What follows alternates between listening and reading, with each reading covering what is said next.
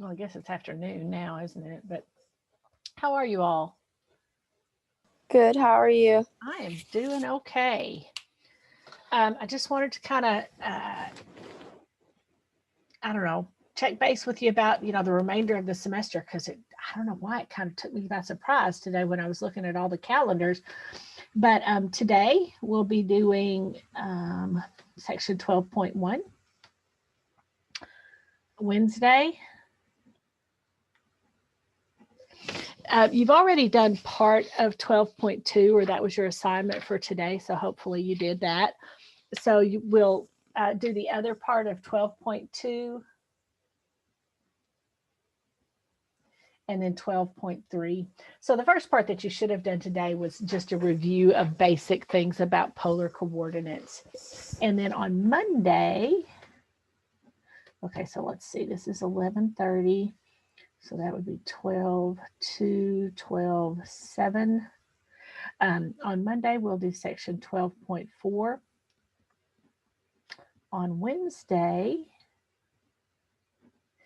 we will do review for your final.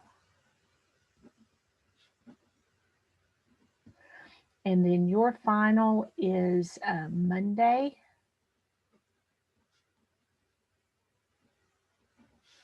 From 12 to 2. Now let me double check, make sure I didn't just copy that down wrong as far as the date of the final.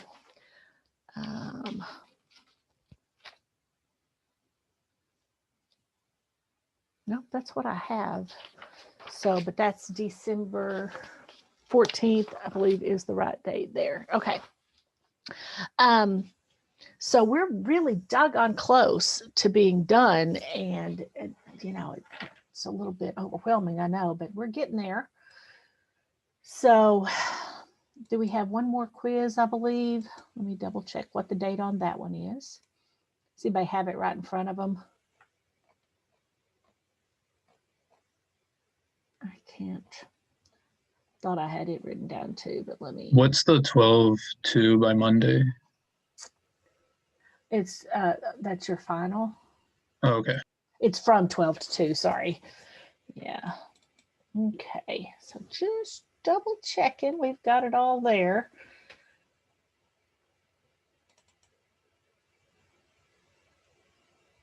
It's slow today. My computer is thinking that it's tired, I guess, but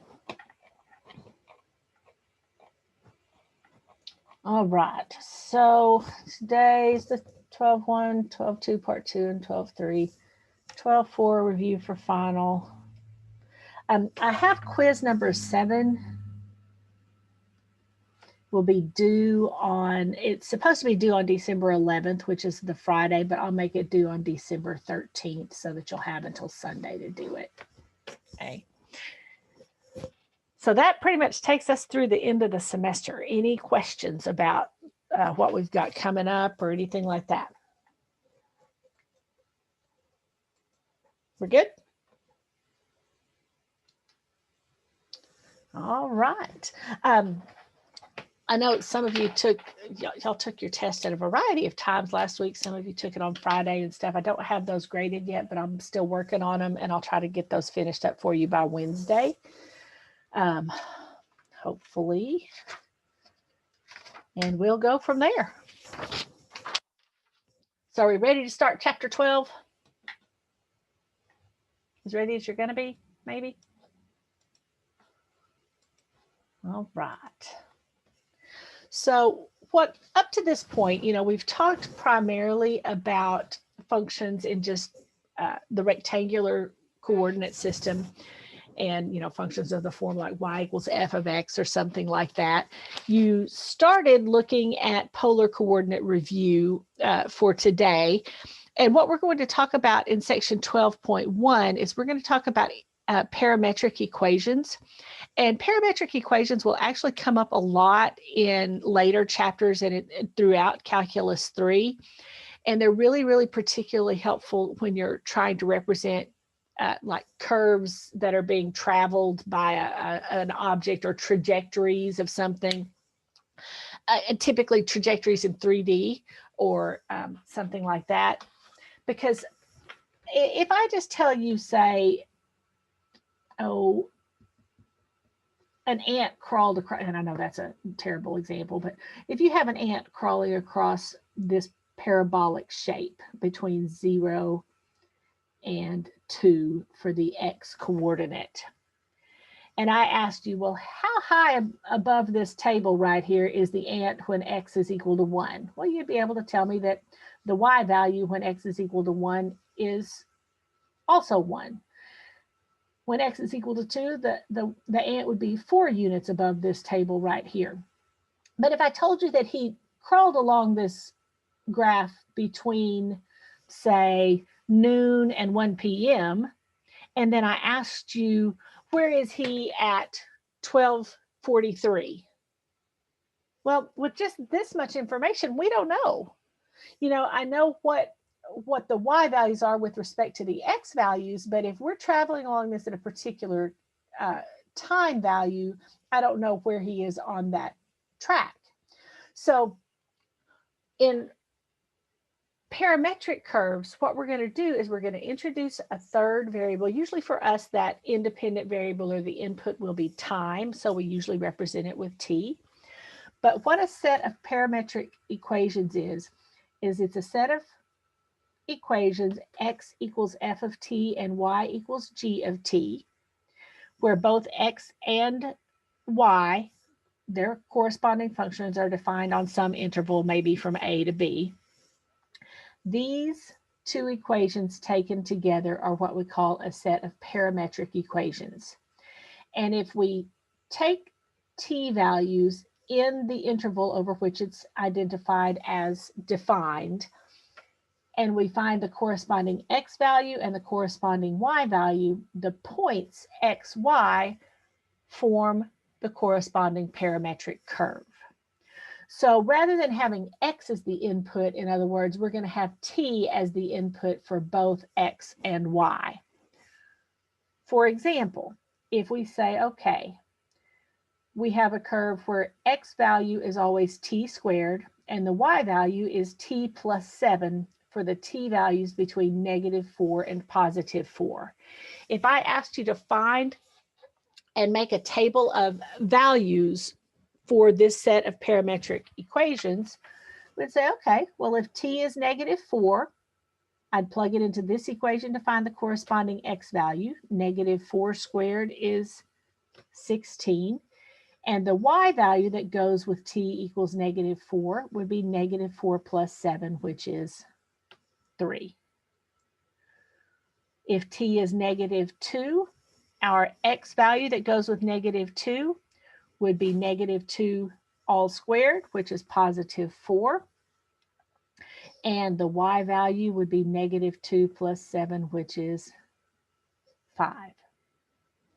Do the same thing for the other 3 t values. It looks like we'd have a 0 and a 7 here.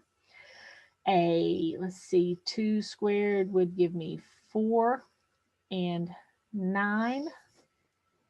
And then 4 squared would give me 16 and 11, looks like. Okay. So this would be a table of values corresponding to this set of parametric equations. So points on the graph are going to be the corresponding xy points. So one point on the graph will be the point 16, 3. Another point will be 4, 5, 0, 7, 4, 9, and 16, 11, for example. So if you wanted to graph that, I'm going to graph the point 16, 3.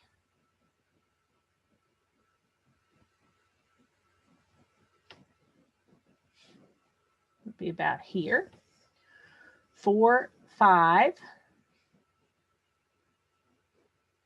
would be about here. 0, 7 here. 4, 9 here.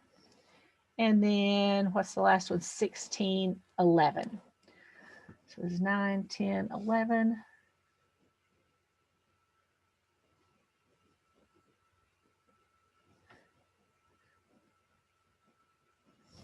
Now, you look and go, okay, well, I've got, what, 5 points here?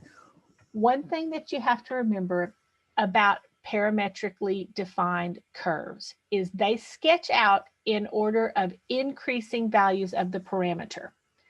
The parameter is t, that's our input. The lowest value we had for t was -4. So we're going to start sketching this at the point that corresponds to t equals -4. And that was this point right here. And then in increasing values of t, the next one we went to was this one, then this, this, and this. So we're going to just have, oh, that's it. Sadly,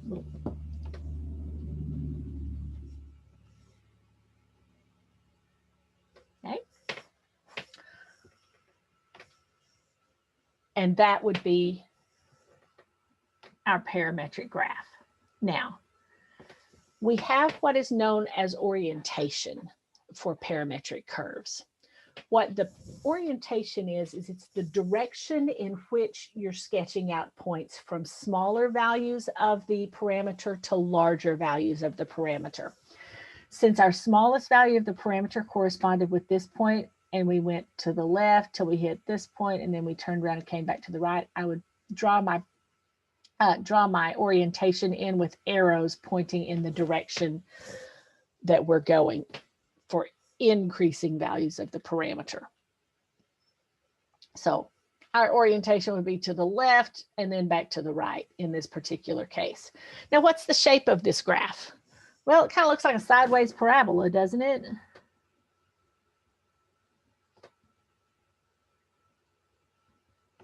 Do we have all of the parabola? No, we only have the part that we get between t equals -4 and +4. But this is one way that we can graph parametric equations, is just by plotting points. Plug in particular values of the parameter, find the corresponding points, plot the points, and connect the dots. But you'll notice that could be pretty time consuming depending on, if we had a really complicated shape or something like that. So another option here is to actually rewrite this where we combine these two equations and get rid of the parameter.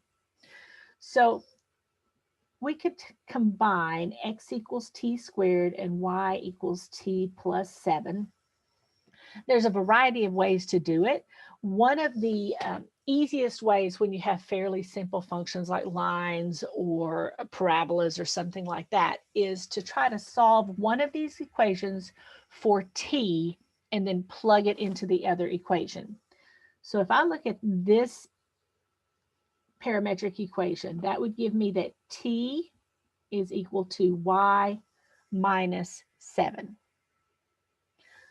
If I then replace the t in my other parametric equation with that, I would get x is equal to y minus 7 squared.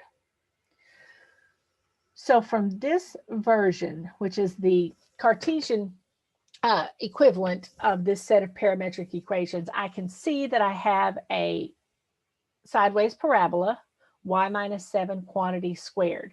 You do have to be careful, though, when you replace the pair of equations with a single equation in x and y. You do have to be careful that you only do the part of the equation that you started with. So what would be my y limits here? Well, if t is equal to y minus 7, the smallest value of t that I had was -4, okay? And so that would be -4 is equal to y minus 7, so that would be y is equal to 3. And the biggest value of t that I had was +4. So if I plug in +4 for t, I would get 4 is equal to y minus 7, so y would be 11. So I have the part of this graph between y equals 3, which was here, and y equals 11, which was here. So you kind of lose a little bit in the translation if you're not careful when you take it from parametric equations back to a single equation in X and Y.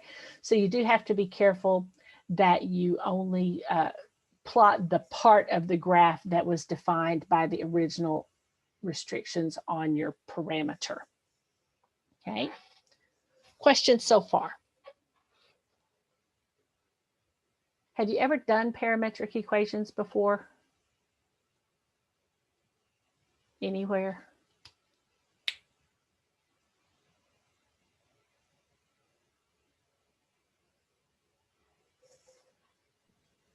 I don't think so. Okay, that's fair. I mean, we do them in trig a little bit at NWAC, but it, you know, it just depends on where you took trig and possibly even when. But okay, they're pretty straightforward. So let's try another one. Okay, what if we have x equals tangent t and y equals cotangent t for the interval from 0 to pi over 2? Well, if we wanted to plot some points,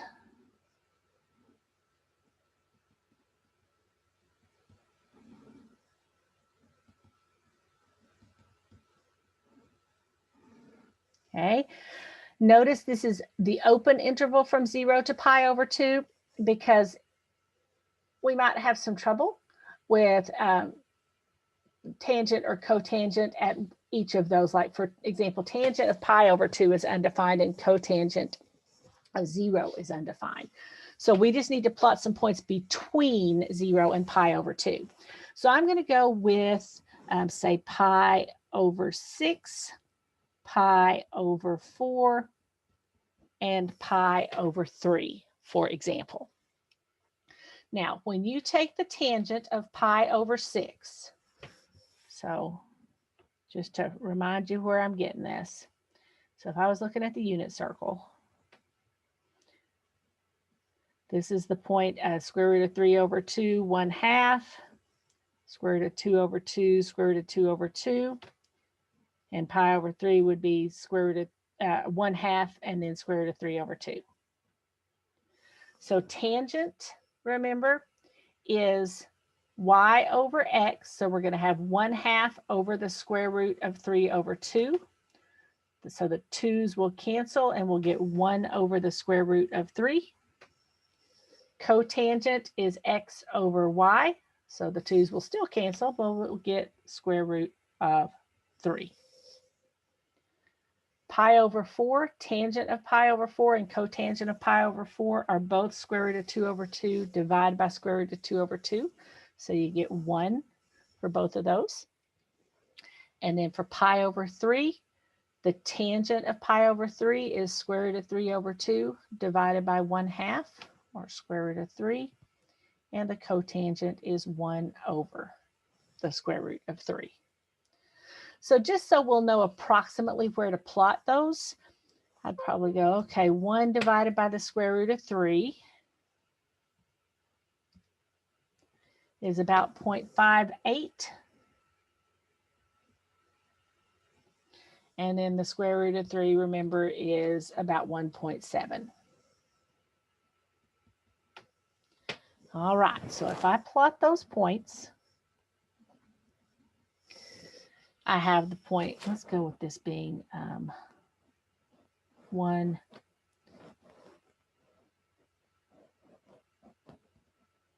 No. I want to make it big enough that we can see it, but it may be a little bit difficult to do. All right, so we've got the 0.11. We've got the point that's about 0.58, 1.7. So I'm going to put that about there. And then we've got 1.7, about 0.58. So between those 3 points, we've got this curve. Now remember, we sketched from smaller values of t to larger values of t. So I'm just going to draw in there. Now let's see what's happening. As we get closer and closer to 0, what happens to the tangent value and the cotangent value? Well, as you approach 0, the tangent function gets closer to 0 because remember, tangent function looks like this.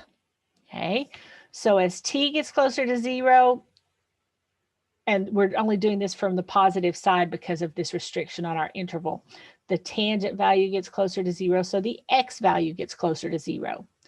But on the other hand, cotangent, as you get closer and closer to 0, gets bigger and bigger. So for values that are closer to 0 than pi over 6, the x value is getting closer to 0, and the y value, which is cotangent t, is getting bigger and bigger. So this graph is going up like this. X value is getting closer to 0, y value is getting bigger and bigger. On the flip side of that, as you get closer to pi over 2, the x values, which are tangent t, get closer to 0, and the y values get closer to 0. So this graph would be coming out this way.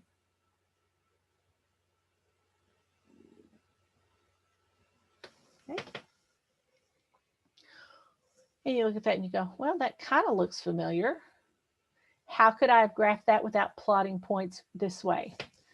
Well, if you take x equals tangent t and y equals cotangent t, what's a relationship you know between tangent and cotangent? Well, they're reciprocals of each other, right?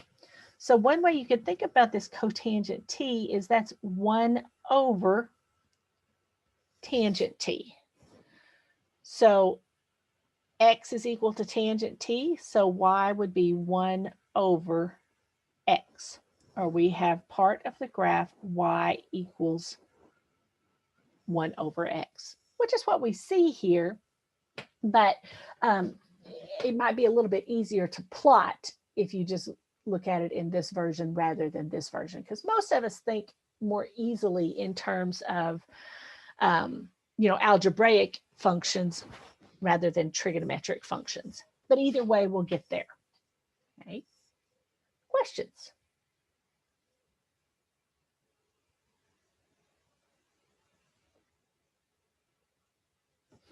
Okay.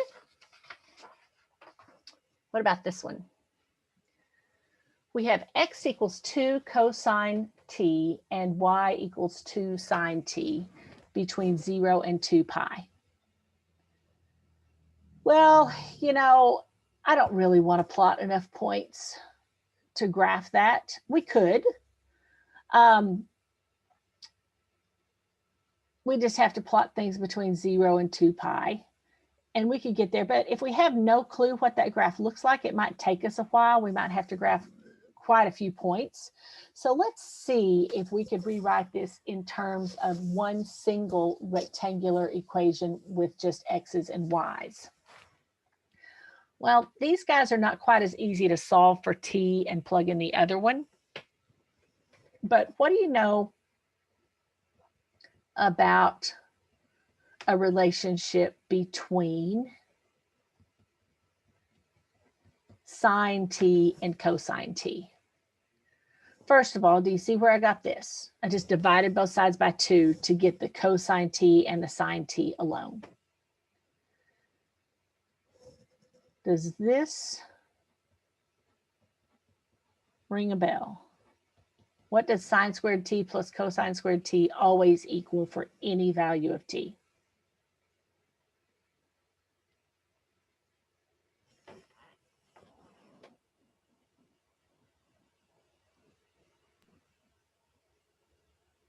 Is it 1? It is. Sine squared t plus cosine squared t always equals 1. So sine squared t is sine t all squared. So that would be y over 2 all squared plus x over 2 all squared is equal to 1. Or this is y squared over 4 plus x squared over 4 is equal to 1.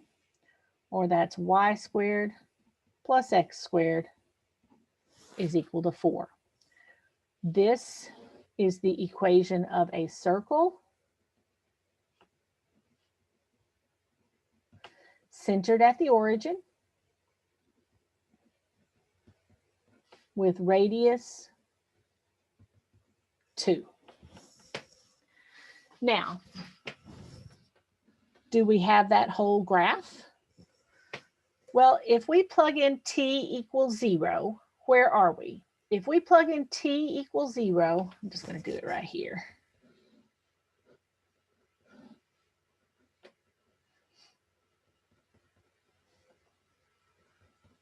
I'm not going to plot all the points. I'm just going to plot a few. If t was equal to 0, this would be x equals 2 cosine of 0. So that would be 2 times 1. Y would be 2 sine 0. So that would be 2 times 0.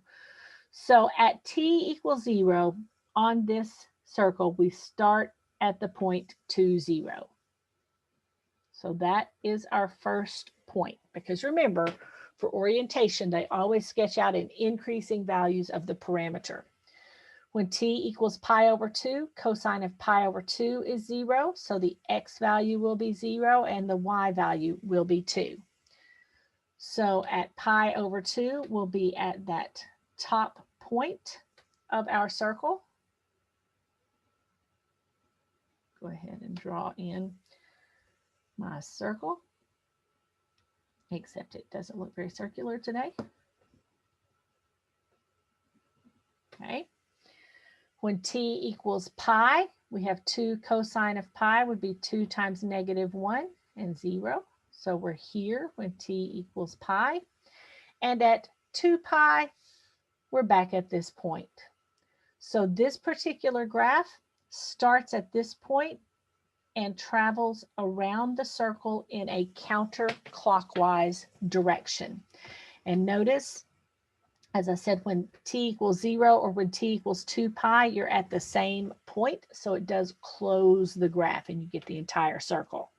Now, if we had only gone from 0 to pi, we would have only had the top half of the circle. If we had gone from, say, pi over 2 to 3 pi over 2, we would only have the left half of the circle, and so on and so forth. But in general, when you have something of like x equals a cosine t, y equals a sine t, you are going to have a circle with radius a centered at the origin going in a counterclockwise direction. Now, if I switch the sine and the cosine, or I make one of these negative or both negative or something like that, you'll still have circles, but you may change the orientation. It may go from counterclockwise to clockwise or whatever. In general, though, if you have a set of parametric equations of the form x equals x naught plus a cosine of bt and y equals y naught plus a sine of bt, going through the exact same process, we would have x minus x naught over a is equal to the cosine of bt, and y minus y naught over a is equal to the sine of bt. And we know that cosine squared plus sine squared of the same argument is always equal to 1. So that would give me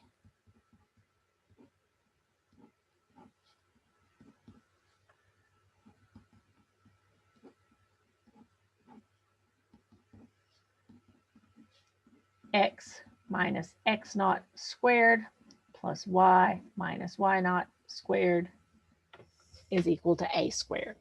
Or in other words, we have a circle centered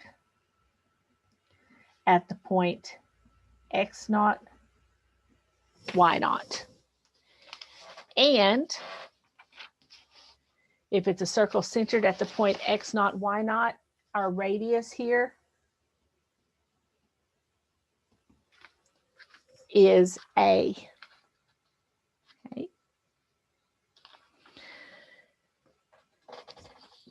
Can anybody tell me what the period would be? How do you find the period of a cosine function or a sine function in general?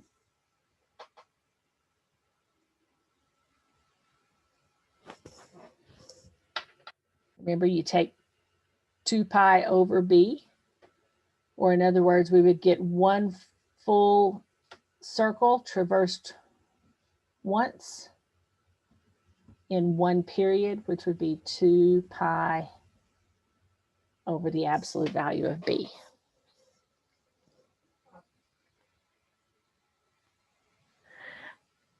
Another way you could think about that is if t really does represent time, that means we would go around the circle once in 2 pi over b time units. So if t was seconds or something like that, we'd go around the circle once in 2 pi over b seconds.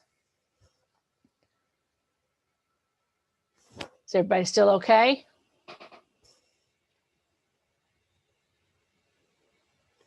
All right. Well, typically if we've got a and is a positive number, and we've got it set up with the x's with the cosine and the y's with the sine, we're going to typically go around that counterclockwise.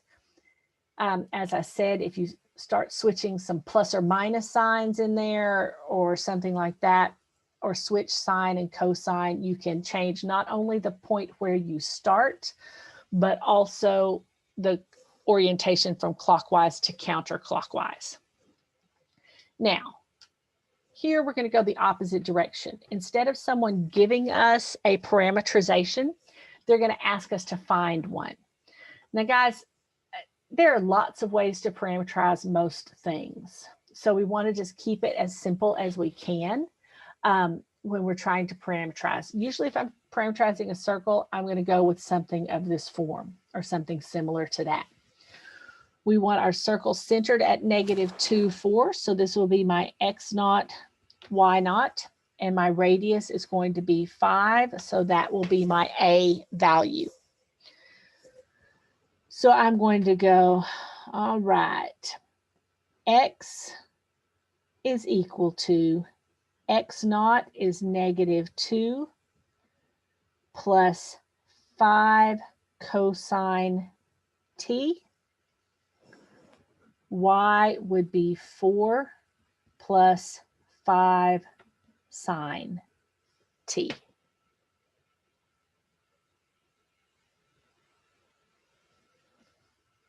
In a single rectangular equation, remember that would be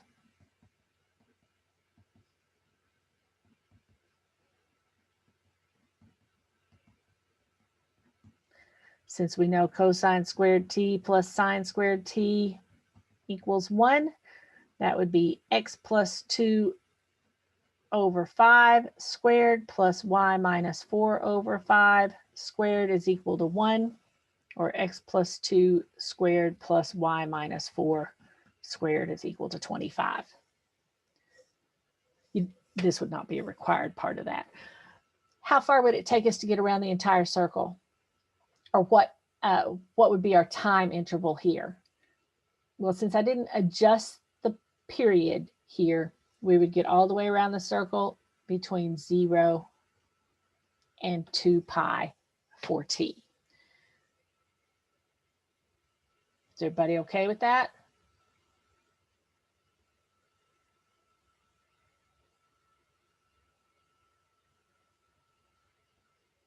Do y'all not have microphones today? It's a No. Monday. Oh, okay, there you are. Kind of working, freaking me out a little bit. Okay. Any questions up to what we have so far?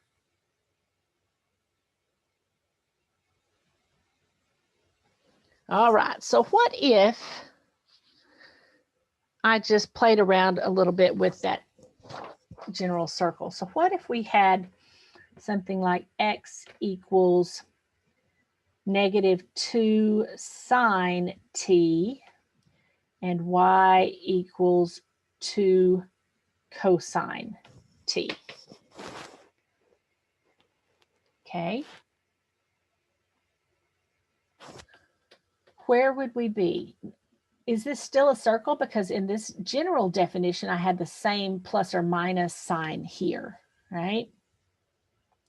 Well, if I solve these for sine and cosine, that would be x over -2 is equal to sine t, and y over 2 is equal to cosine t.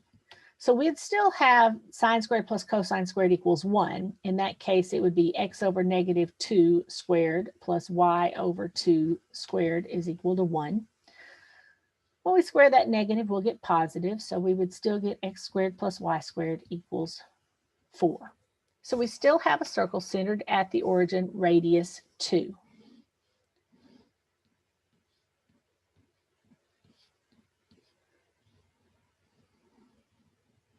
Okay, terrible circle, but whatever. Now, if we're going from 0 to 2 pi, where would we start? At what point would we be when t is equal to 0? Well, when t is equal to 0, the x value is -2 times 0. The y value is 2 times 1. So at t equals 0, we're right here. Am I going clockwise or counterclockwise? Well, let's plug in, say, t equals pi over 2. If t equals pi over 2, x is -2 sine of pi over 2, which would be -2, and y would be 2 cosine of pi over 2, which would be 0. So at pi over 2, we're at this point. So in this particular case, even though I changed this to a sign here, I also changed the plus or minus sign in front of it. And so in this case, we're still going counterclockwise, but notice I started in a different spot. If we had just had x equals 2 sine t and y equals 2 cosine t, we're still going to have the circle centered at the origin of radius 2. Okay, but if we have this instead of that negative, when t is equal to 0, we would be at 0, 2, same starting point. But when t is pi over 2, we would have 2 times 1 is 2 and 0. So we'd be here instead. So taking away that negative sign switched my orientation. So in this case, I'm going in a clockwise direction. So my point here is that when you change whether sine or cosine is with the x or the y, you change the starting point, and you can also change the orientation from clockwise to counterclockwise. And the more things you change, the more different things you can do. You know, like what if you wanted to start at this point? So if you wanted t equals 0 to be this one, you could maybe say x is -2 cosine t and y is 2 sine t. Now, depending on whether you wanted to go clockwise or counterclockwise, you could make this positive or negative, but changing that would also adjust the orientation. But all of these types are just circles. Now, it is important that the coefficient of the sine or cosine has the same size. If one of these was a 2 and one of them was a 3, for example, we wouldn't have a circle anymore. We would have an ellipse or a hyperbola, which we'll do in section 12.4. So while we may change the plus or minus signs on these guys, they have to be the same size to get a circular graph. And circles and lines, honestly, are two of the most important types of graphs that we parameterize. And so we'll spend a lot of time talking about those today. Is everybody still okay?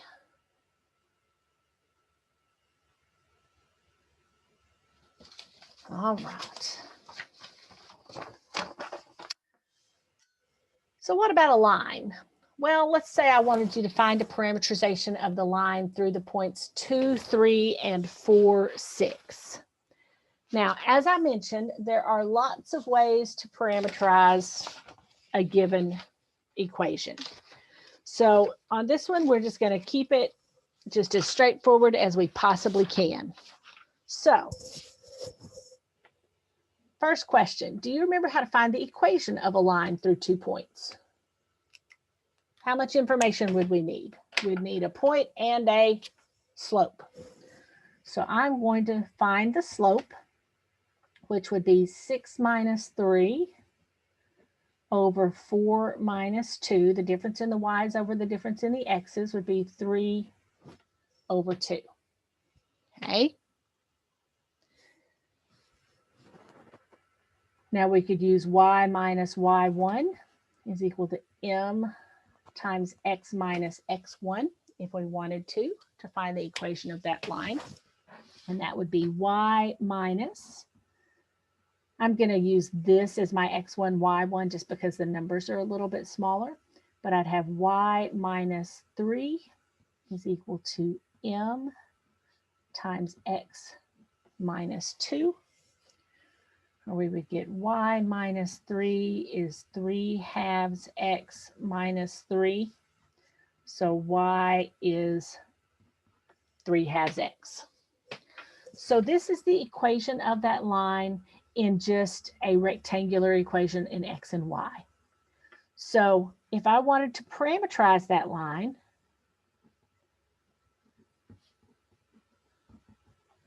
one way we could do that is just say, okay, I'm just going to let x equal t and y equal 3/2 t. So one way to parameterize something is just let the parameter equal one or the other of your variables, and then rewrite the equation with the parameter in its place. Perfectly reasonable, fine way to parameterize that line. Okay. Now, there is a direction involved. Now, if we wanted the whole line, if x is equal to t, this would be from negative infinity to positive infinity. And remember, they sketch out in increasing values of the parameter. So if we drew this line, 3/2 t,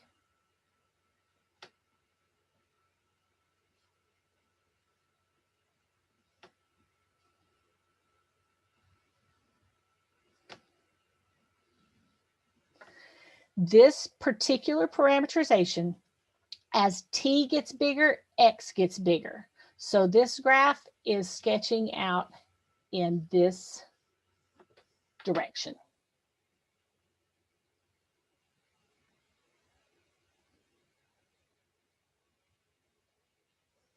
Everybody okay?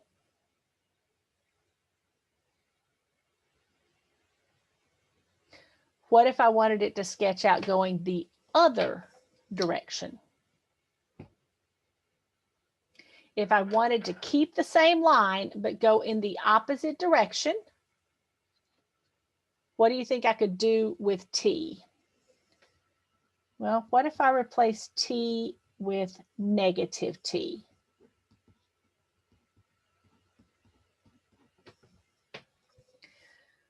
When t is, say, 2, my x value is negative 2, and my y value is negative 3.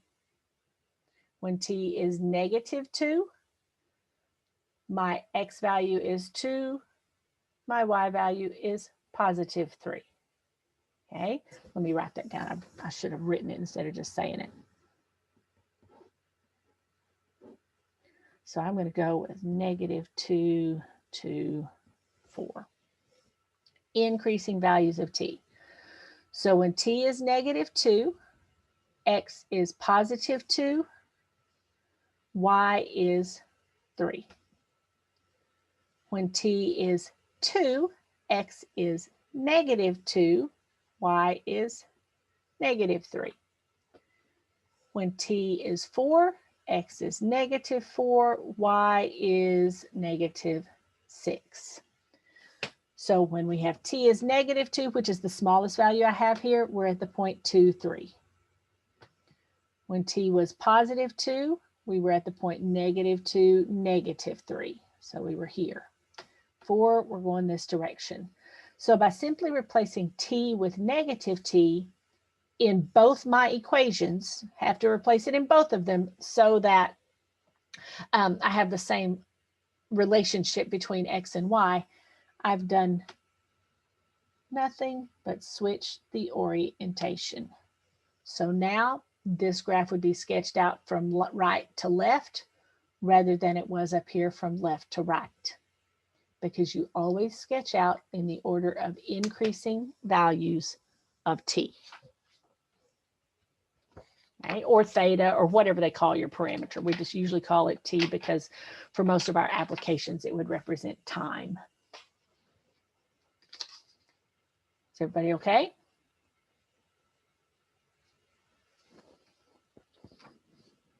All right. In general, if you want to find the equation or one parameterization of just a line through a given point, we can look at x equals x naught at plus y equals y naught plus bt. So if I take these, how many of you have had physics before? I have. Okay, are you familiar with the idea of direction vectors? Yes. So this is very similar to that as far as the forms that we have here. But if we look at this, this would be x minus x naught over a is equal to t. If we then plug that in up there, we would have y equals y naught plus b times x minus x naught over a. Or that would be y minus y naught is equal to b over a times x minus x naught. So this particular version is the general form of a line through the point x naught, y naught with slope b over a. So it's just kind of going at it from the more the physics, direction vector kind of idea rather than just finding the equation of the line as we did up here. Okay.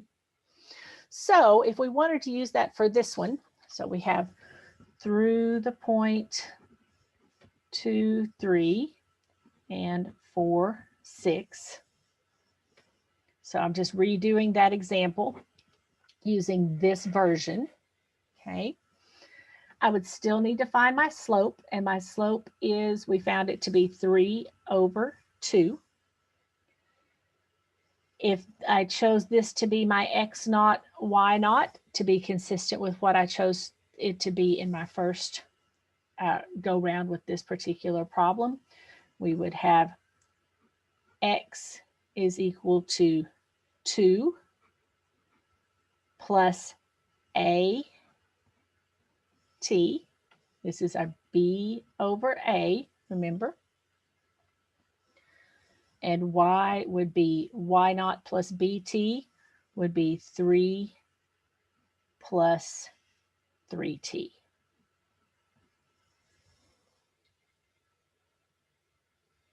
This is x naught plus a t, y naught plus bt.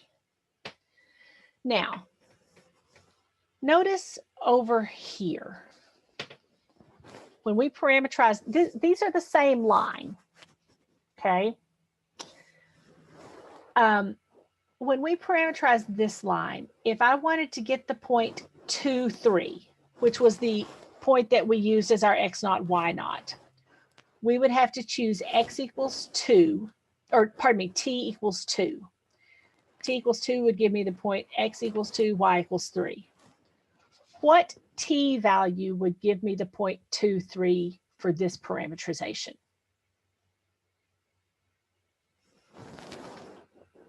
0. 0. Good.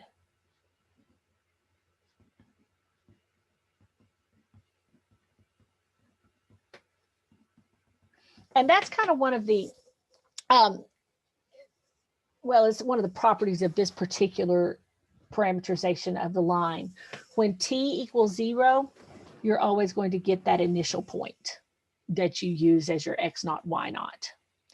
Why is that important? Well, sometimes we don't want to go for the whole line. Maybe we only want to go for part of a line, okay, maybe a line segment. If you wanted to parameterize the line segment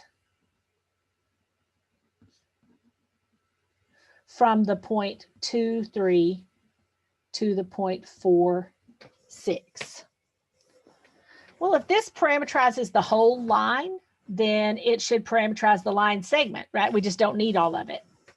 So let's say we've got X equals 2 plus 2t and Y is equal to 3 plus 3t. If this is my initial point, we already mentioned that when t is equal to 0, that's the point that we would get. So my t values will be bigger than or equal to 0. And where will we need to stop to get 4, 6? Well, what t value would give us an x value of 4?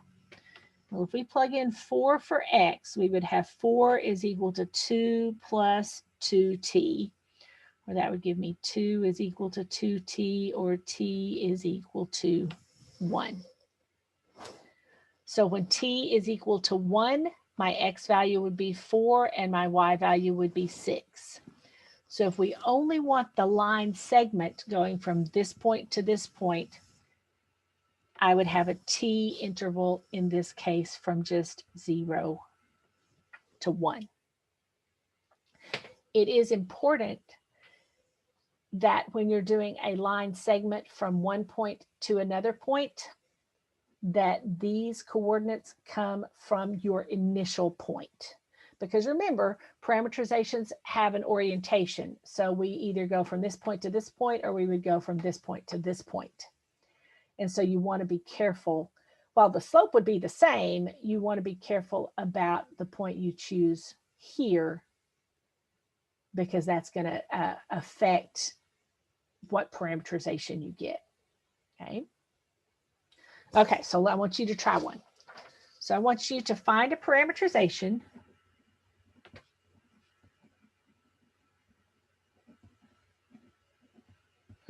for the line segment from, let's go with 2, 1 to 4, let's go negative 4, 9. Okay. So remember, first thing you're going to do is find your slope. y2 minus y1 over x2 minus x1. Then I'm going to shut up and let you guys look at it for a minute.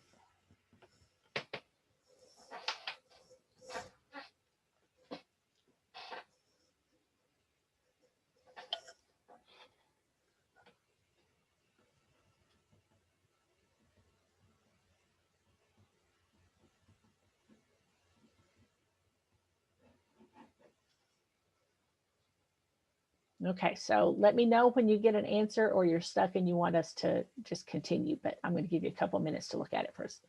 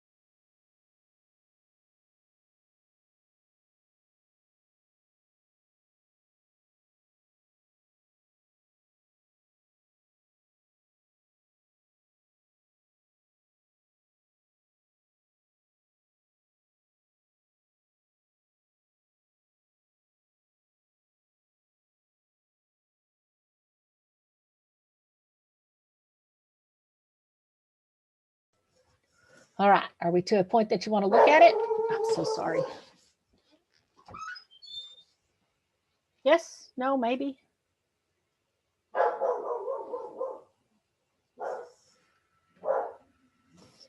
Okay, if you're here, would you type here in the chat? Because you're really kind of freaking me out today.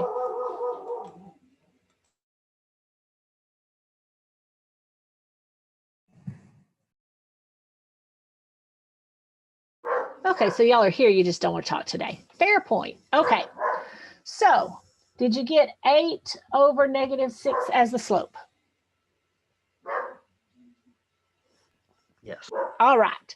Now, did you simplify that particular fraction? Did you leave it as 8 over -6, or did you change that to 4 over -3? I simplified mine. Okay, so we're going to simplify to 4 over -3. And we'll talk about what that does here.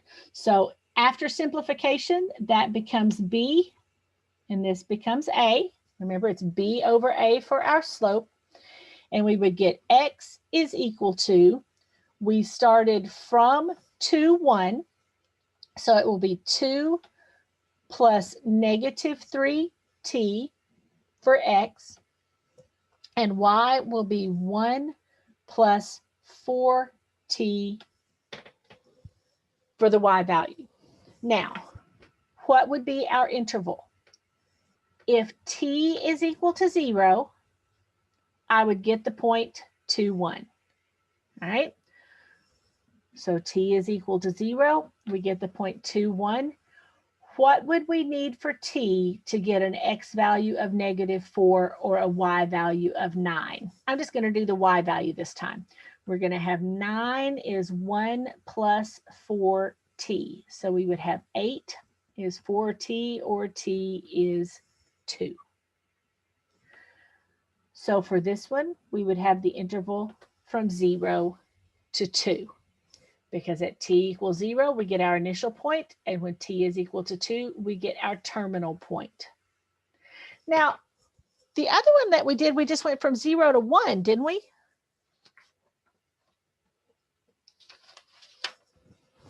Here, what do you think could be the cause of the change in the interval? Was it Slope. simplification of the slope? Simplification of the slope. What did you cancel out here? You canceled out a 2, yeah? And our time interval is doubled. Because remember, when you change the coefficient of your input, you are making it basically either wider or narrower. Okay, you're either doing, depending on how you're thinking about it, you're doing a horizontal or vertical shrink or stretch. And so when you cancel something out of your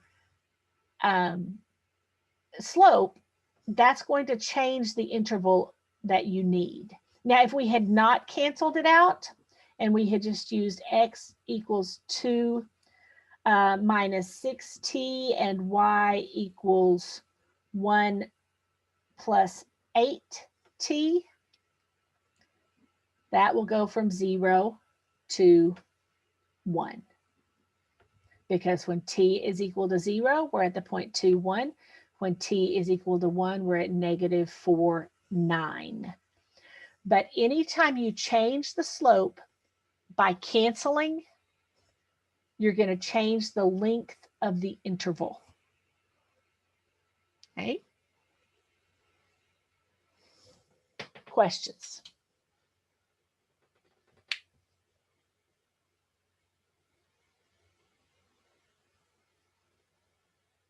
So would it be as the slope gets bigger, the interval gets smaller? Would that be accurate to say? No, but I may be not hearing what you're actually trying to say. The size of the slope overall is not affecting this length. This slope was a -1 1/3.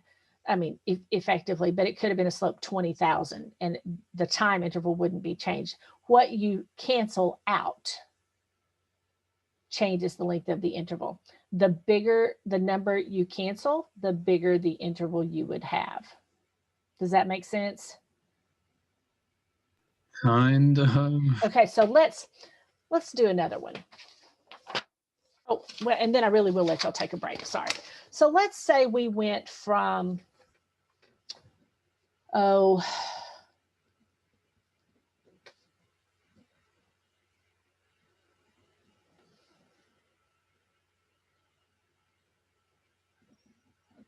okay. So I'm kind of doing from starting here and ending here. Okay. The slope here would be 16 minus 4 over 8 minus 2. Y2 minus Y1 over X2 minus X1. So we'd have what? 12 over 6. Now, let's say we canceled out just a 2. Well, let me change that. Let's leave it. Let's leave this as B over A. If we don't do any cancellation, this parameterization would be X is equal to 2 plus 6t and Y is equal to 4 plus 12t. When t is equal to 0, we get our initial point. So our interval will start with 0. To get x equals 8, we would have 8 is equal to 2 plus 6t. So 6 would equal 6t, or t is equal to 1. Okay, so when I don't do any sort of shrink or stretch, my time interval for this type parameterization would be from 0 to 1. Now, let's say we canceled out a 2 here. And I know that this is kind of silly because we would, if we were going to cancel this, we're going to probably cancel out 6, right?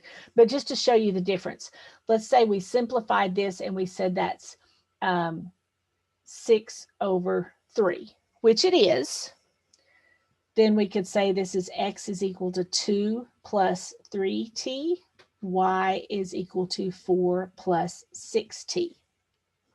But here, our time interval still starts at 0 because at 0 we're at the point 24. But now to get the x value to be 8, we'll have 8 is 2 plus 3t. So that'd be 6 is equal to 3t. So t is equal to 2. So now I've canceled out a 2 and my time interval doubled. So let's go for all the marbles. 12 over 6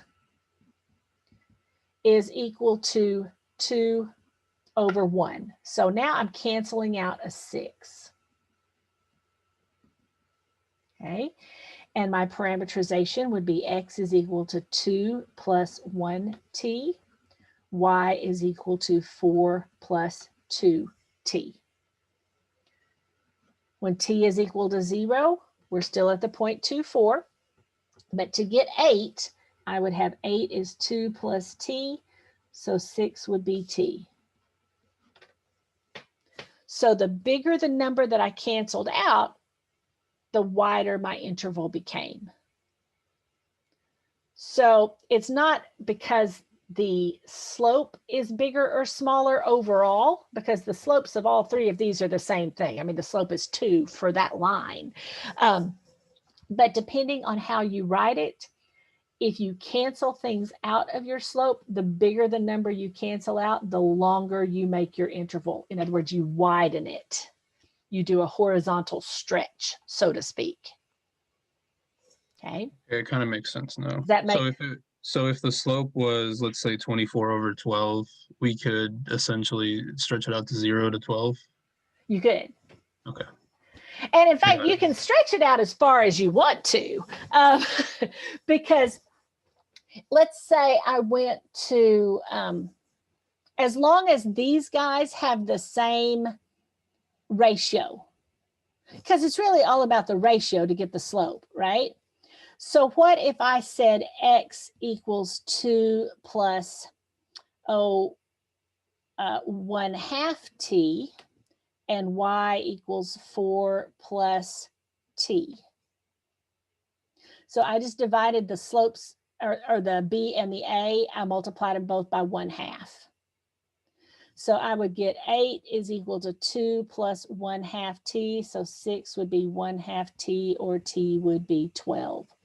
So this one would go from 0 to 12. So I can actually make it as wide or as narrow as I want by adjusting both of these by a factor. Now, why would we ever want to do that? Well, sometimes we'll have pieces of functions, like maybe the trajectory is linear for a little while and then it becomes circular, or something like that. So maybe we want to make a piecewise function that does the trajectory and get a continuous time interval. So we may need to shift right or left. And we can do that as well. Like, for example, here, what if I wanted it, instead of going from 0 to 1, I'm fine with keeping the interval 1 unit wide, but what if I wanted it to go from 1 to 2? How do you shift something right or left? We're talking about the t interval. So I need to shift t right 1 unit. Do y'all remember how you shift functions right and left? You replace the input with either that plus a number or that minus a number. And in fact, if you want to shift right, you replace it with that minus that number.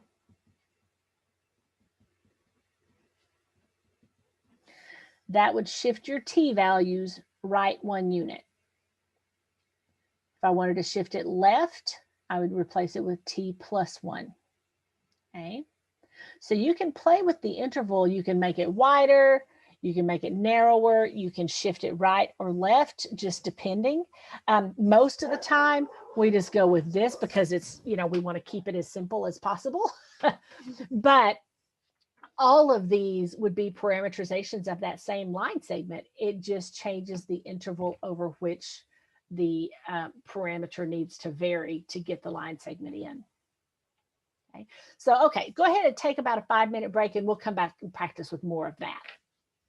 So we'll pick back up at about 1:13.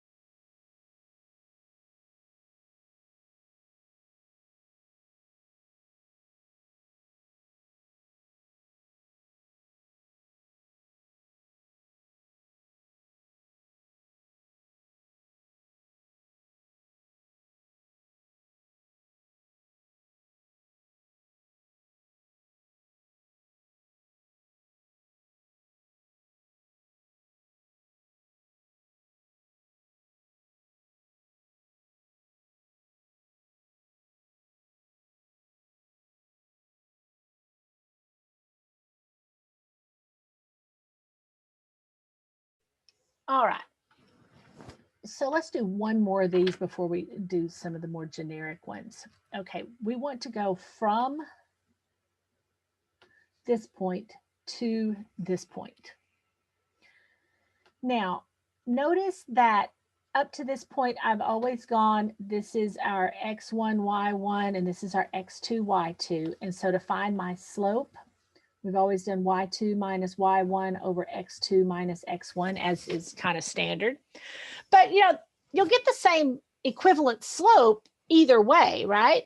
So let's do it opposite. Let's say somebody decided they wanted to go a slope here minus here.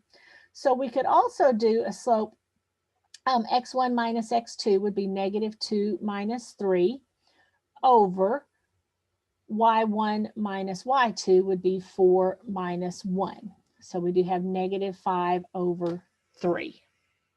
Okay. So what would happen if we did, okay, x equals -2 plus 3t, y equals 4 minus 5t. Well, true still that when x is, or when t is 0, we're at the point -2, 4. So t equals 0 is going to be one starting point. But how would I get an x equals 3?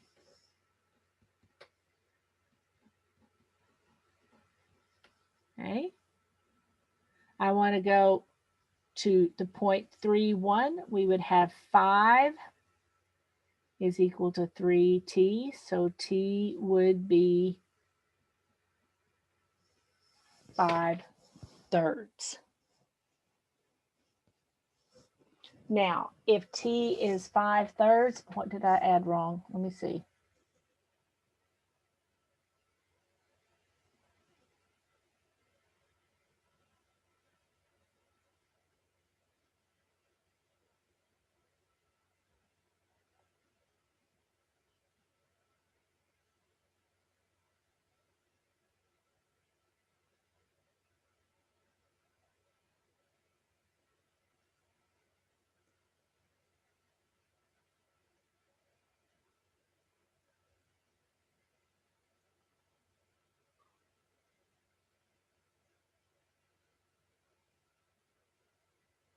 I have added wrong somewhere. Does anybody see where it is? No, I am Confucian. Somewhere I have added wrong. I'm just trying to determine where it went.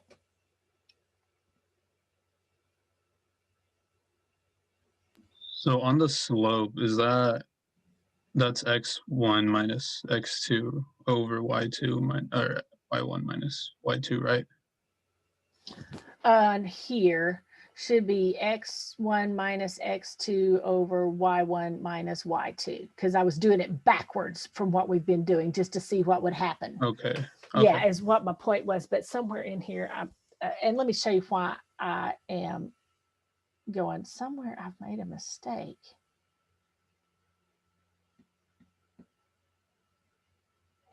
Since you did it backwards, does that mean you need to do the equation backwards as well, where you subtract 3 and then like subtract 3t? What?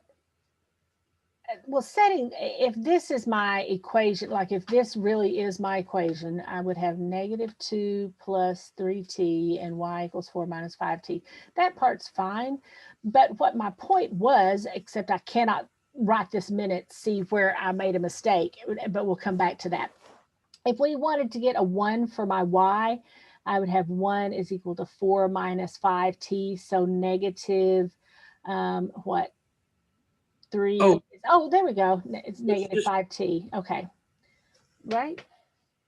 Go ahead. Who was going to say something? I was just going to say, couldn't you just make when the 5/3 equals t? Couldn't you just make it -t since you took the slope, you did it backwards? Just make both sides negative by You definitely, yes, you can take it and go backwards. But my point is, when I do this, I should get the same t value for both of these, for the x and the y, to solve for what t value would give me a particular x value. But notice I'm not. I'm getting 1 is equal to 5/3 unless, okay, somewhere I have messed it up, but I simply cannot see where I get it. Where I messed it up. Because we should be able to do that and still, like you said, I think it was, I don't know who said it, but we should be able to replace a t with a negative t to switch our t values back and forth from going from right to left, back to left to right. But okay, guys, I'm so sorry, but I do not see where I made my arithmetic mistake. So let's do it the other. I swear, I'll have to come back and figure out where I made that mistake. But let's do it like our normal one. If we're going from here to here, our slope would be 1 minus 4 over.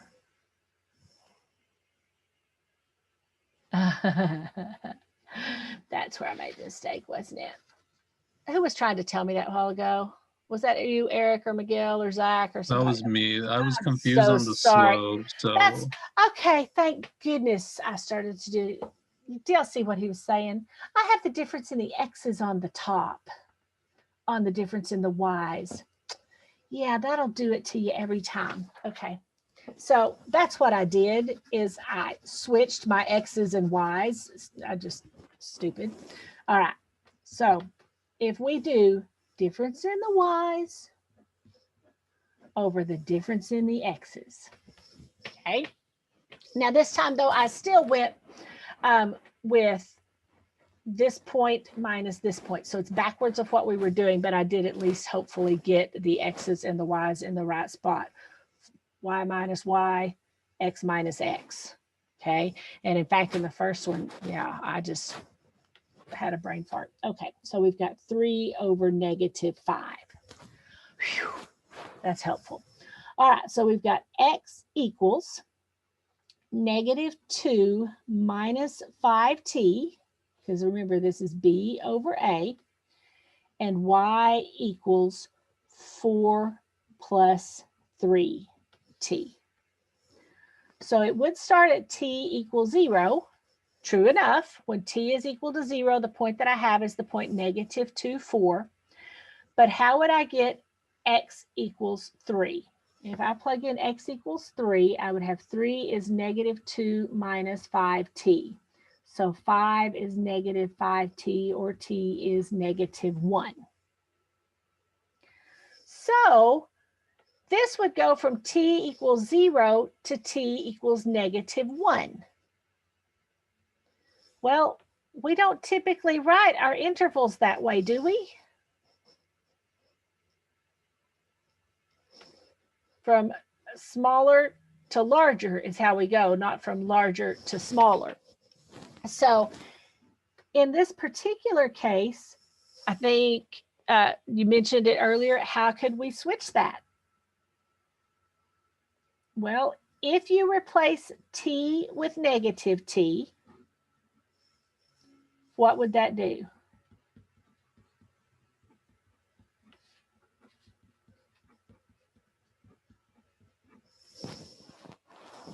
That would give me x equals negative 2 plus 5t and y equals 4 minus 3t. So now t is equal to 0. And when t is equal to 1, we get our interval going back in the right direction. Okay. So the point that I completely messed up when I switched my x's and my y's was when you switch, even though you can find your slope using y2 minus y1 or y1 minus y2 over x1 minus x2, it doesn't matter which way you go for the slope to find the appropriate slope. But if you switch it and go with the original point first, your time interval is going to be off. Okay. It's going to be needing to go from t equals 0 back in time to t equals negative 1. To switch it back right, you can replace the t's with negative t's, and that'll make you go the opposite direction. My original point was going to be, to avoid this problem, always go y2 minus y1 over x2 minus x1 for the slope. So you want to start with the coordinates from the point where you stop, or the second point, minus the coordinates of the first point, to avoid this issue of having your interval going the wrong way. Now we can fix it, true, just by replacing t's with negative t's, but it's just easier if you don't have to do that in the beginning. But moral to this story is you always do still have to put the y's over the x's for the slope. All right. Would you try one for me if I give you one more? Of course you would. Okay. I want you to go from 5, 3 to negative 3, 4. And I want you to find a parametrization and the interval over which it is defined. Okay.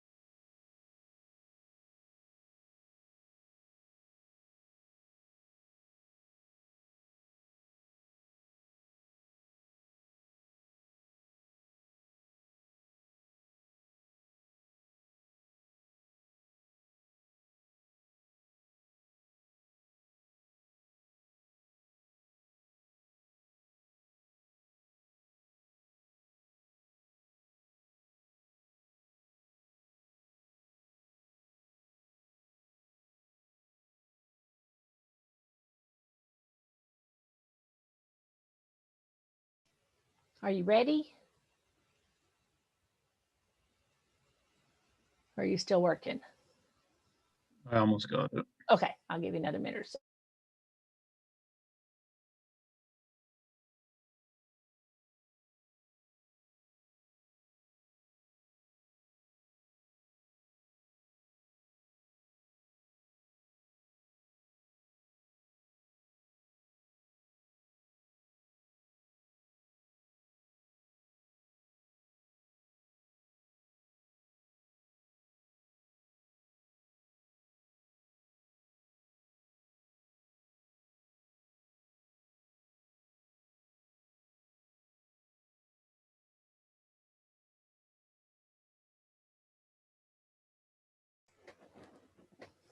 Okay.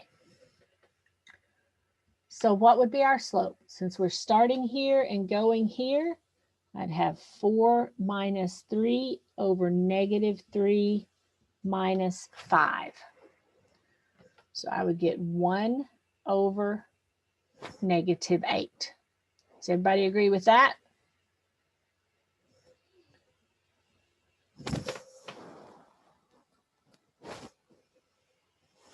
All right, so we could have x is equal to the initial x coordinate of, or the x coordinate of our initial point, plus at would be plus negative 8t, and y is equal to 3 plus 1t. For that parameterization, my t interval would start at 0, because when t is equal to 0, my point is 5, 3. And when t is equal to 1, our point is negative 3, 4. Did any of you get that parameterization with that time interval? Yes. Excellent. Okay. What if I wanted you to make my time interval go from 0 to, say, 2 instead of from 0 to 1?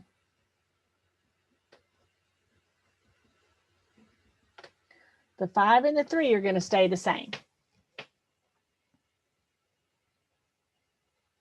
But what would I need to do here and here? If I'm going to double the time interval, You need to divide the coefficients of t by 2. perfect. Perfect. So that would be 5 minus 4t and 3 plus 1/2 t. That would give me this time interval. Okay. Now, let's go back to the original. What if instead of going from 0 to 1, I wanted to go from 2 to 3? Well, we're shifting our t interval right 2 units from here. I'm leaving it 1 unit long, which this one is also. If I want to shift it right 2 units, I would just replace t with t minus 2.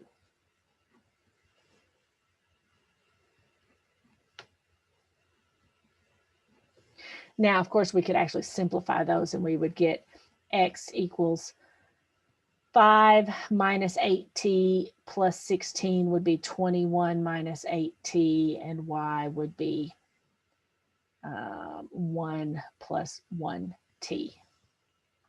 When you go with t equals 2, your x value would be 5, your y value would be 3. When t is equal to 3, your x value would be -3, your y value would be 4. You can change the length of the interval, you can shift right or left, just depends on what you want to do. Okay, most of the time, we'll go here just to keep it as simple as possible. Now, in general, if you have a curve that you wish to parameterize, you just want to keep it as simple as possible. So, for example, if they ask me to find parametric equations for the curve x equals 2y cubed plus 4y, okay, I would just let y equal t and x equal 2t cubed plus 4t. Since this has no restrictions on the y value and y is equal to t, it will also have no restrictions on the t value. That's the simplest parameterization of that curve that I can think of.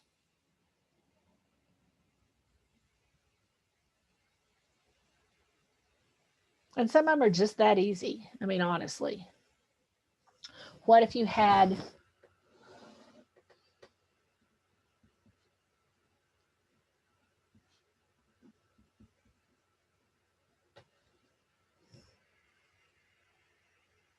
let's make that 40.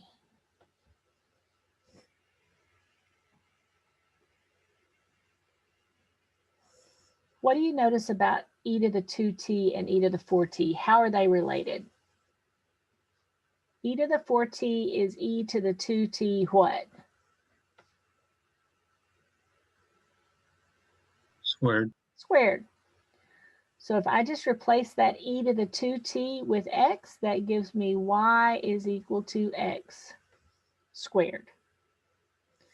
So if you drew that graph and you drew in y equals x squared, you would, however, only get partial credit there. Why? Well, if x is e to the 2t, Direction. well, yeah, we would have to look at orientation as well. But what do you know about e to the 2t? Can that ever be negative?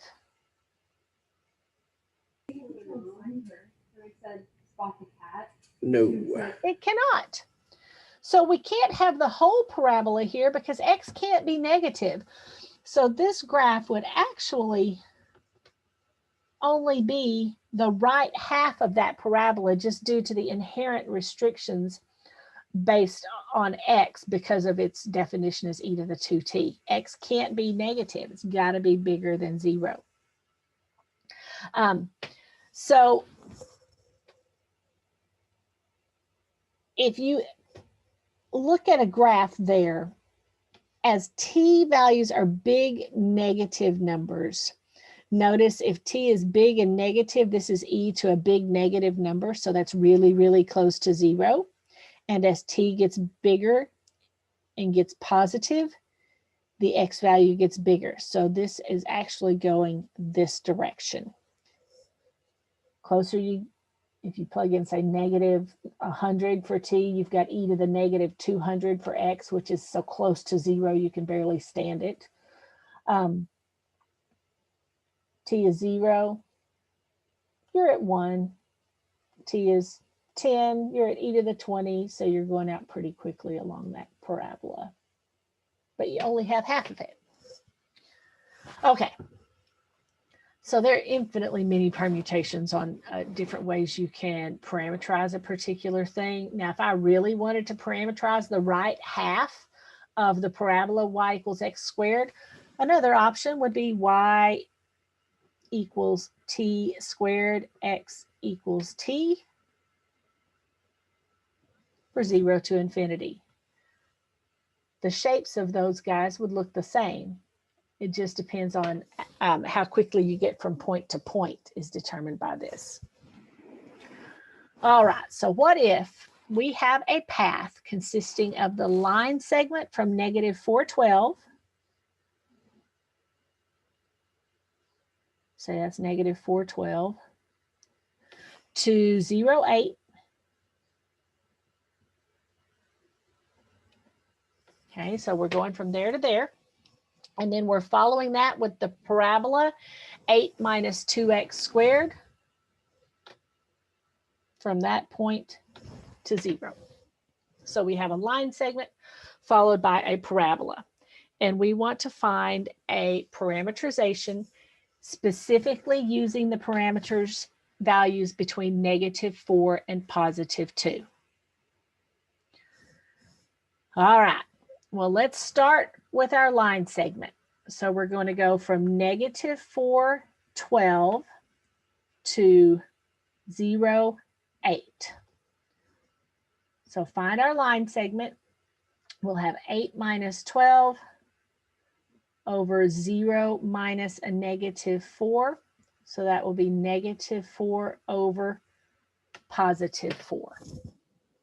Okay. Now, most of us, we would want to go -1 over 1 because we like to cancel our like terms, right? Now remember, canceling that 4 changes my interval from length 1 to length 4. So just keep that in mind.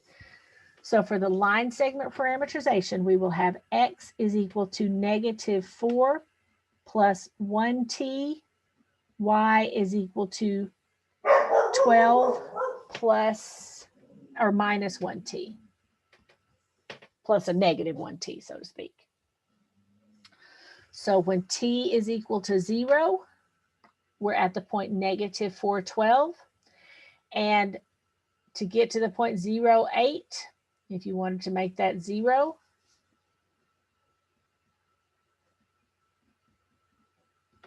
that would give me 4 is equal to 1t, or t is equal to 4, which is as we suspected because we canceled a 4 out. So that changed my interval from 0 to 1, as is typical, to 0 to 4 because of the cancellation of a factor of 4. So now I've gone from -4 to 0, and I want the remaining parameterization to go from 0 to 2 for the parabola part. So this parabola is y equals 8 minus 2x squared. And so the easiest way to parameterize that parabola, I'm just going to let x equal t and y equal 8 minus 2t squared. And I'm going to pick that up when t is equal to 0. And it's going to go from t equals 0 to t equals 2. okay?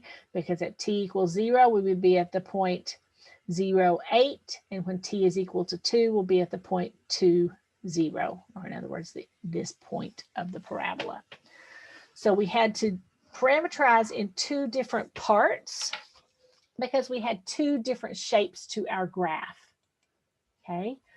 But particularly when you get to, when you're doing line integrals and things like that in Calculus 3, work done over various paths, you may have a piecewise defined path. You know, you go up a particular path for a certain amount of time, and then you go down a different path, and so on and so forth. So it's a really important skill to be able to parameterize the various time intervals. So for the ones that I have right here, I have from 0 to 4 and 0 to 2. Okay. Now we want to go from -4 to 0 and then from 0 to 2. So how am I going to shift this so that instead of going from 0 to 4, I make it from -4 to 0 so that it will match up with this guy? What do I want to do? I'm going to shift it left 4 units. Okay, because though I said I was thinking wrong, because we've got this going from 0 to 4. We want it from -4 to 0. So I'm going to shift. Oh, go ahead. Could you just replace it with -t? Or I can't replace it with -t because that would go from 0 to -4. So that would be going the opposite direction.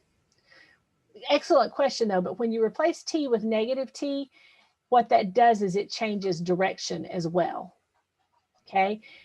So you want to go through the whole thing as continuously? Right. I want, exactly. I want it to go from this point to this point and then this point down to this point.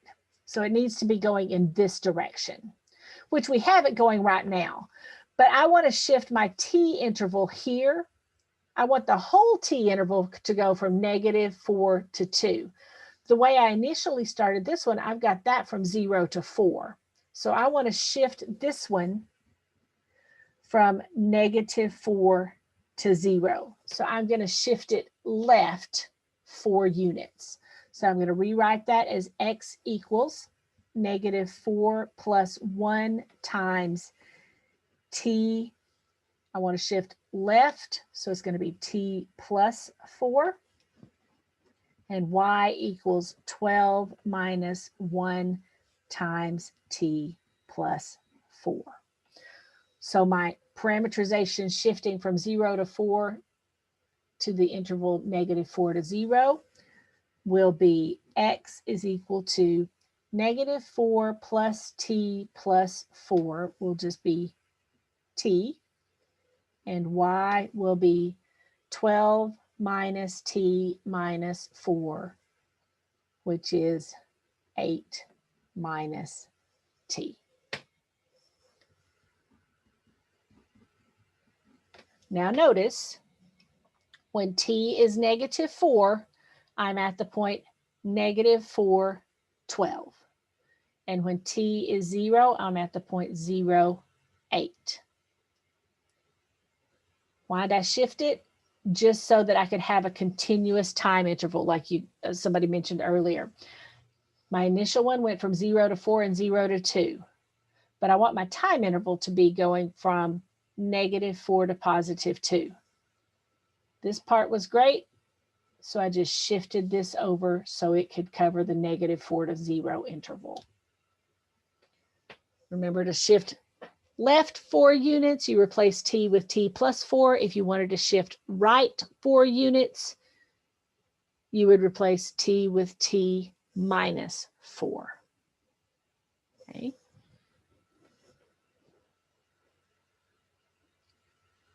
What if we wanted to have a time interval from 0 to 6 rather than -4 to 2?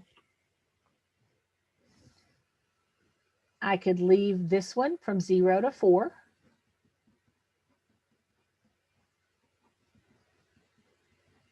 So that would take care of the 0 to 4. And then I would want this one to go from 4 to 6. So instead of going from 0 to 2, I'd want it to go from 4 to 6. So I would need to shift this one right 4 units. So I would go x equals t. Since I'm shifting right, it's going to be minus 4. Y equals 8 minus 2 times t minus 4 squared. So this part would go from 0 to 4. This part would go from 4 to 6. Once you find an initial parameterization, you can shift the intervals any direction you want to. I mean, we can make them wider by multiplying or dividing t's, wider or narrower, I should say, or we can shift left or right by adding or subtracting inside with the t values. Okay. But the one that they actually wanted was this one and this one, because that went from -4 to 0 and 0 to 2. Questions?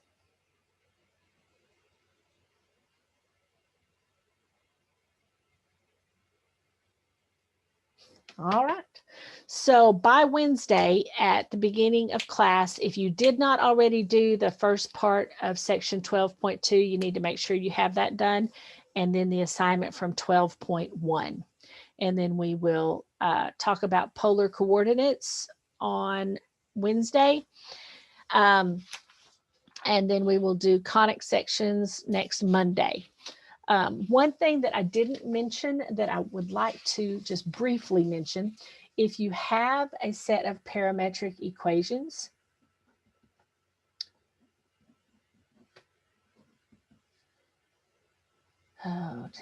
so we have parametric equations, and I wanted to find the slope of the tangent line.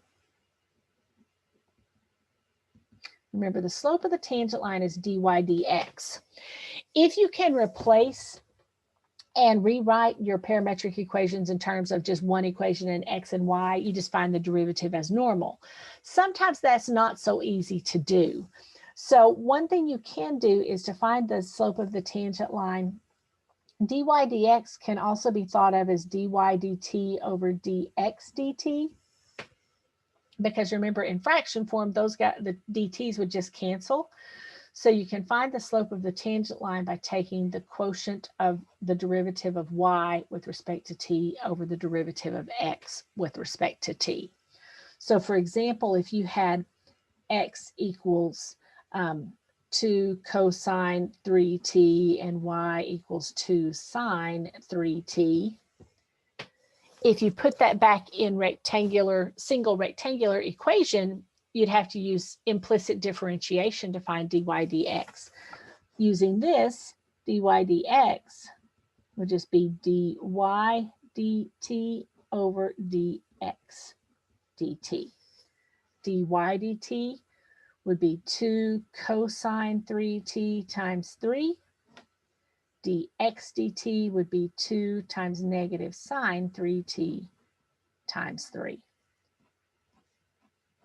So you would get negative cotangent 3t. But once again, it's a give and take, kind of like implicit differentiation. You know, if you wanted to find the slope of the tangent at a particular point, you would have to plug in the point here to find out what the t value was. Like if you knew the point was, you know, 1 or something like that, or 1 - 1 or whatever it was, you'd have to figure out what the t value is that goes with that x and y to plug it in there.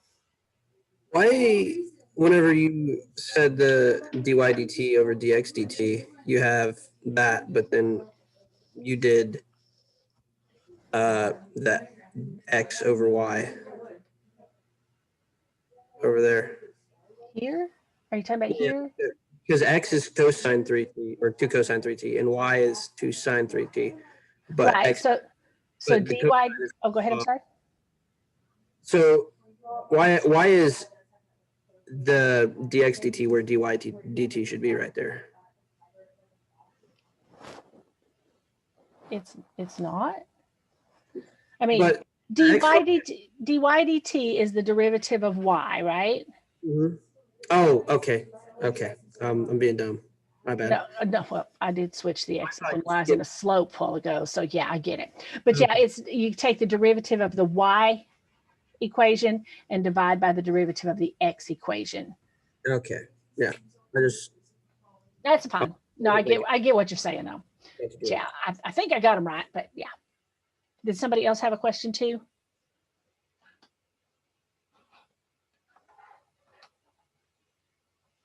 All right.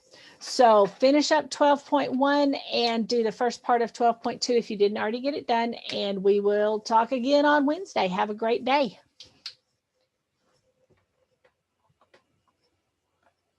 Thank you, Professor. See A ya. pass for Monday. Yeah, exactly. At least try.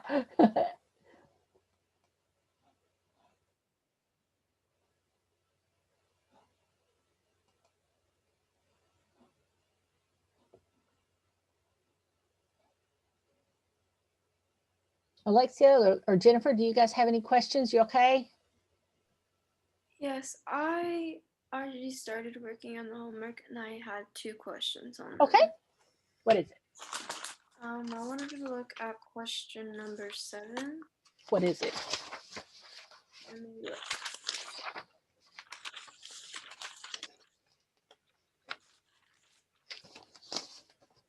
I had r is equal to 6 cosine theta minus 4 sine theta. R is equal to 6 cosine theta minus 4 sine theta, right? Okay. And it wanted me to switch it to r. Let me look at it. Was You're r. not in section 12.1, are you?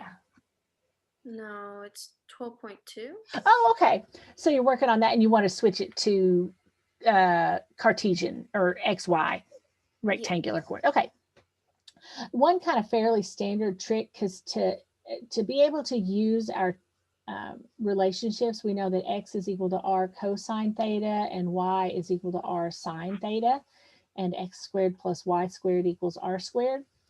So when we have just a cosine or a sine alone, we need to multiply by r. So we just multiply both sides of the equation by r, and we get r squared is 6r cosine theta minus 4r sine theta. This would be x squared plus y squared, and this would be 6x minus 4y. Or that would be x squared plus or minus 6x.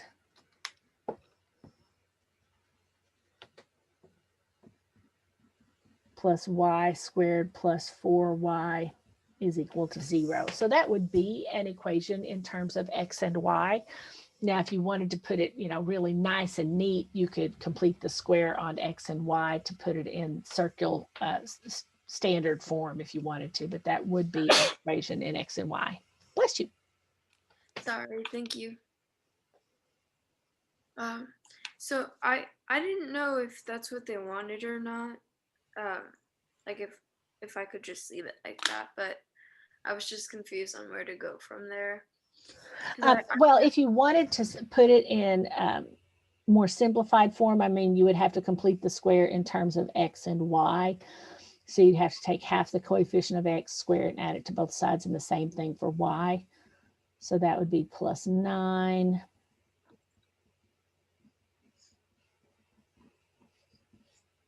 So I'd add a 9 and a 4 to both sides. So that would be x minus 3 squared plus y plus 2 squared is equal to 13. But that is the same equation as this one. It just depends on how they asked you to leave your answer.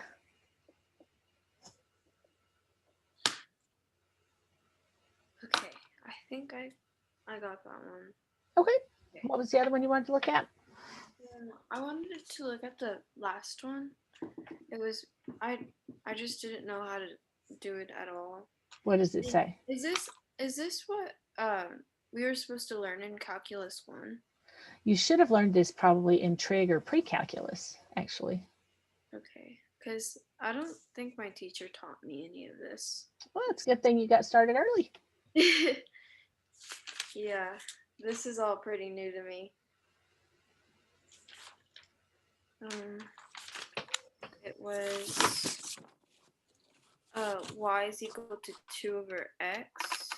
When I started it, I had y is equal to r sine theta, and then I was thinking that, so I changed y to r sine theta is equal to 2 over r cosine theta. Okay, wait, could you tell me what your what your instructions were again? I'm sorry.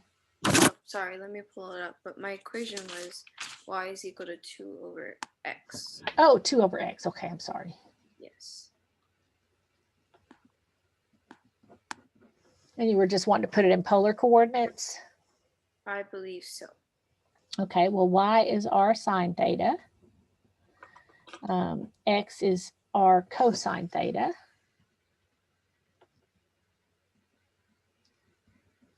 Okay. So let's see. If you cross multiply, that would give you r squared times sine theta cosine theta is equal to 2, or that would be r squared is 2 over sine theta cosine theta if you wanted to leave it like that. Let's see if I can pull up what their instructions were too. Mine closed. So hang on just a second.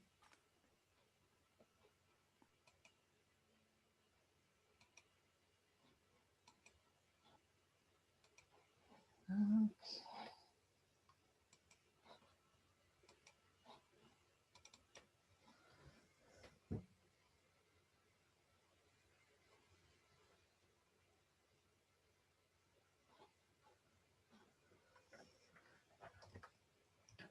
Okay, it's thinking. Sorry, it's taking so long because I had let it close. It closed due to time, so pull it back up.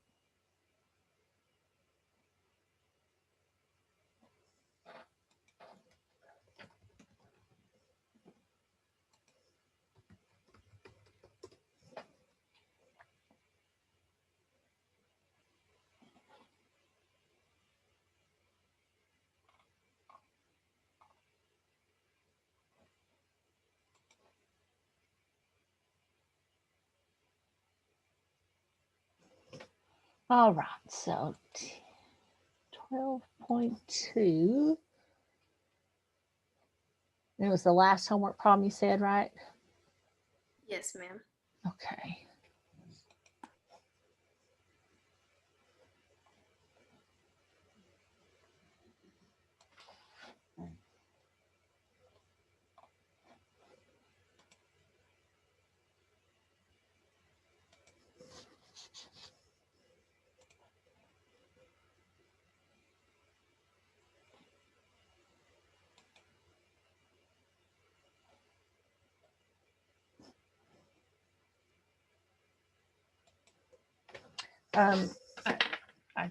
I mean, you could leave it like that, or 2 over sine theta cosine theta is 2 secant theta cosecant theta.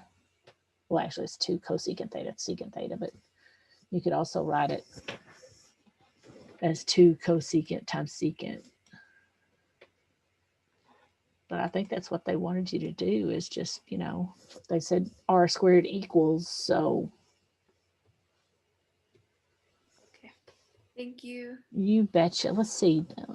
I'm just going to quickly type it in and see if they would let you just leave it with cosines and sines. Oh, I can't because I'm actually looking at your problem, so it won't let me. It's like you're in her homework. So yeah, I can't tell if they would let you leave it as 2 over sine theta cosine theta, but it's very possible since they didn't specify how much they wanted you to simplify. Okay. But if you did want to simplify, just simplify that to secant times cosecant. Okay. I'll try both and just cross my fingers that one of them will be fine. All right. I will talk to you on Wednesday. Thank If you're you. stuck on something, grab an appointment and we can talk some more. Okay. Thank All you right. so much. You bet. Bye-bye.